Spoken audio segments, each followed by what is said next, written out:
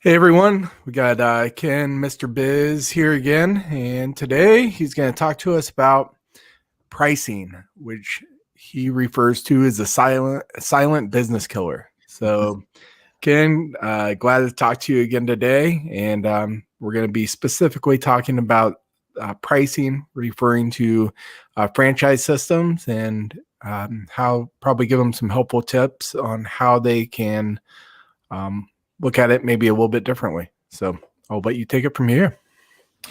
Yeah, and the reason I call it silent business killer is here's the unfortunate thing. Almost all businesses have it, and especially within a franchise system, it's a little bit tricky because obviously every location is different. If you have different locations, geographies are different, right? How different things work. Your cost structure might not be the same as a fellow franchisee. Um, and so that's what makes it even more tricky in a franchise system. But and again, the reason I call it the silent business killer is not necessarily to be so mysterious about it, although it can be mysterious because, again, most businesses have it. And what I define it as a product or service that you offer that's actually unprofitable. And again, most business owners say, well, Ken, why would I have, a product or service that's unprofitable? Well, that's why it's silent. You have it. You just don't realize you have it. And that's just a harsh Mhm. reality that I've found that, so many businesses, almost every business that I've ever worked with has this problem. And the really big problem with it is oftentimes it's your highest volume product or service. And it's your highest volume because it's priced too low. Right. um, and so again, in the franchise system, here's why it's even more important is, a franchise, let's say, for example, that's in New York City would have a different cost structure than a franchise that's in Boise, Idaho. Mhm. And so the silent business killers could be different in each one of those locations, right, within a franchise system, because maybe in New York, that particular product or service you can't offer at a competitive price, or you have to increase your prices because your rent is 3 times what it is for the same type of franchise location in Boise, Idaho, for example.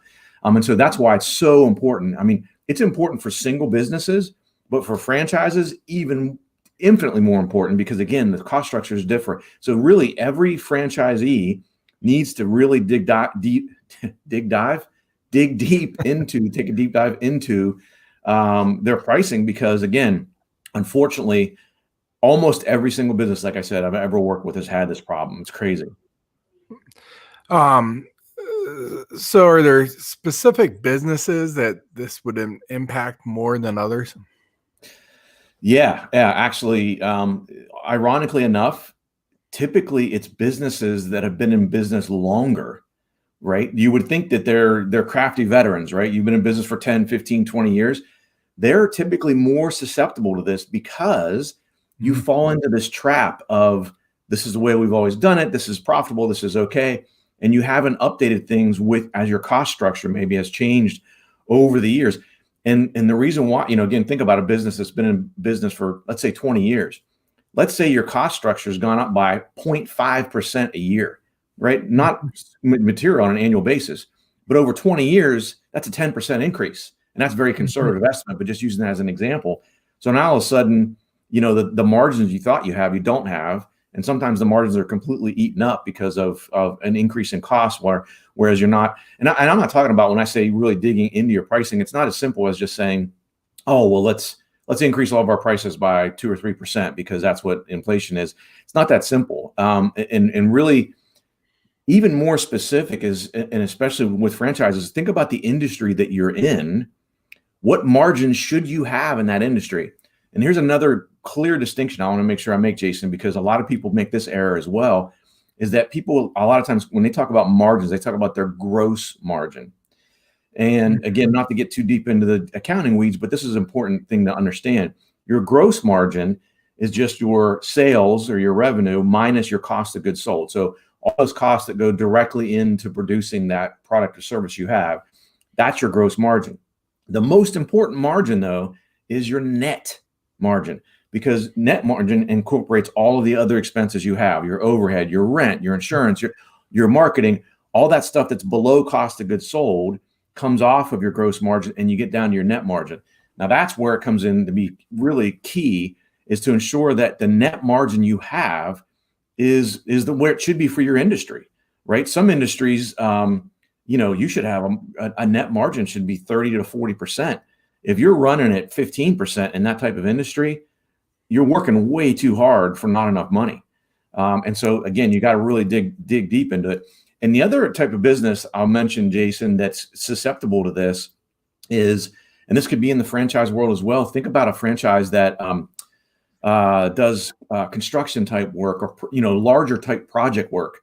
And so let's say locally you have a large business that you really want to strike up a relationship with, and you have an opportunity to bid on a large project with them.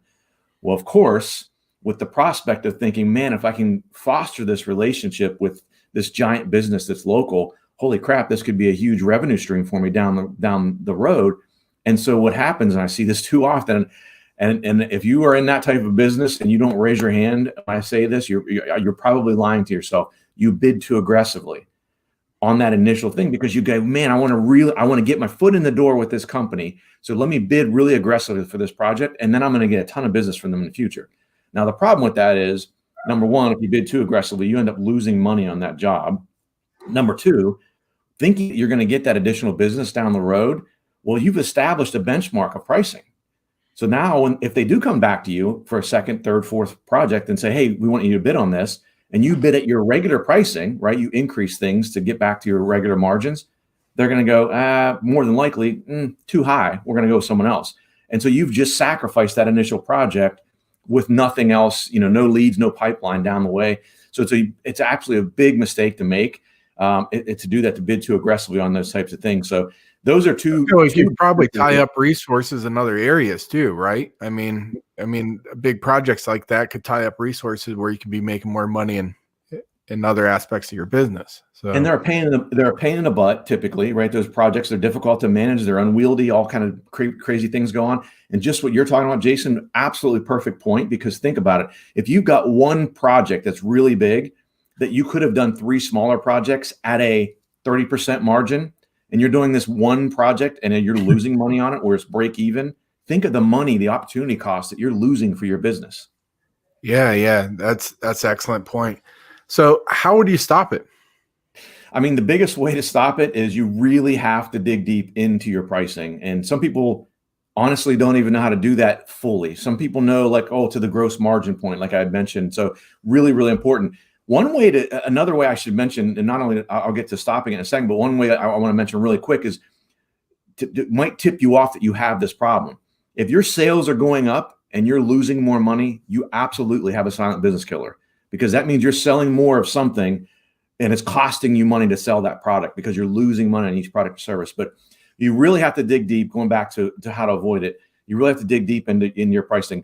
At least one initial time, go through every product or service you have, dig really deep into the absolute nitty gritty, every single cost that goes into producing that. And when I say nitty gritty, I'm not talking about just like waste you might have on a job, like in a construction type of a role, but even for returns and things like that, right? Depending what type of product you have, you got to factor in returns. You got to factor in spoilage if you have a food type of business.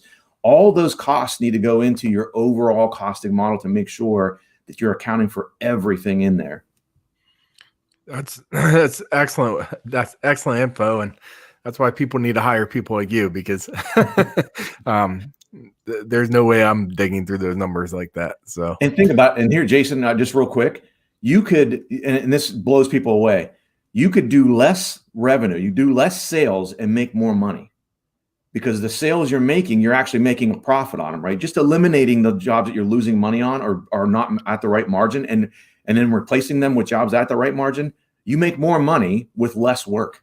It really is. That's actually a very excellent point. I mean, if you look at it from a net margin perspective, like you're saying, that has a really big impact on your profitability and stuff. So, well, great tips. I know we're coming up to an end here before the 10-minute mark, but if anybody wants to understand how you can connect to all your franchise systems, get real-time data on them, check out Pulse Technology CRM, and we have a franchise model. So that's it.